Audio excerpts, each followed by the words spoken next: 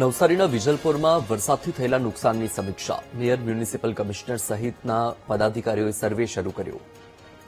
વરસાદથી સર્જાયેલા સ્થિતિને લઈને સ્થાનિકોમાં રોષ છે. છેલ્લા 70 વર્ષના પ્રથમ વખત સોસાયટીમાં પાણી ઘૂસી ગયા છે. સ્થાનિકોનું કહેવું છે મહાનગરપાલિકાની બેદરકારીના કારણે શહેરમાં પાણી ભરાયું. શહેરમાં પાણી આવતા રોગચાળો ફેલાવાનો સ્થાનિકોએ ભય વ્યક્ત કર્યો.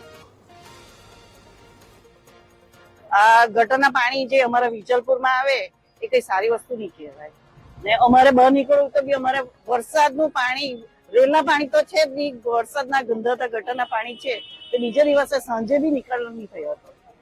હવે બહાર નીકળવું હોય તો કઈ સાઈડેથી જવું. ગઈકાલે શું પરિસ્થિતિ થઈ તમારી? કાલે બપોર પછી કેટલા ફોન કર્યા ત્યારે બબ્બા આવ્યો અને તે નાનો થોડુંક સાફ કરીને કે હજુ બી ચાલતા આવવું હોય તો લેડીઝ ની જવાય નહીં ને વૃદ્ધ લોકોને તો બહુ આપતા પડે જવા આવવાની. કે આજે 70 વર્ષ ત્યાં વિજલપુરમાં કોઈ દિવસ પાણી આવ્યું નથી ને મેં આટલી જિંદગીમાં જોયું નથી. પણ તમે ગરનારું આજુબાજુની ગટરને સરખી કરાવો, ગટરના ઢાંકણા સરખા કરાવો. અડધી રાતે જવું આવવું હોય ને તો લોકોને એક્સિડન્ટ થાય છે. ઢાંકણ કેમ નહીં મળે?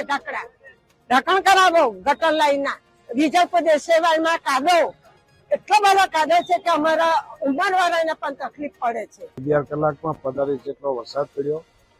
વરસતા વરસાદમાં પણ અમે લોકોની વચ્ચે હતા. ગઈકાલે આખો દિવસથી માંડીને આજે પણ સવારના 7 વાગ્યાથી જ્યાં સુધી આ તંત્રને સાથે રહીને બધું સફાઈ નહીં થાય, લોકોની હાલાકી દૂર નહીં થાય ત્યાં સુધી અમે સતત જે તે વિસ્તારમાં દોડીને કામદારોને કામે લગાવીને જે મુશ્કેલીઓ પડી છે દૂર કરવાના પ્રયત્ન કરી રહ્યા છે. કર્મચારીઓ ઓછા છે.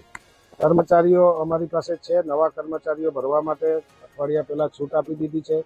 છતાં પણ ઘટશે તો તંત્રને, અધિકારીઓને છૂટ આપી છે કે આ 5-7 દિવસ કે 15 દિવસ રોજમદાર તરીકે કોઈને લેવા પડે તો લઈને, પોતાના સાધનો ઓછા હોય તો બહારના સાધનો લઈને પણ ઝડપથી આ શહેરમાં જે પરિસ્થિતિ ઊભી થઈ છે ઝડપથી દૂર થાય અને તંત્ર કામે લાગીને લોકોને સુખાકારીનું કામ પૂરું કરે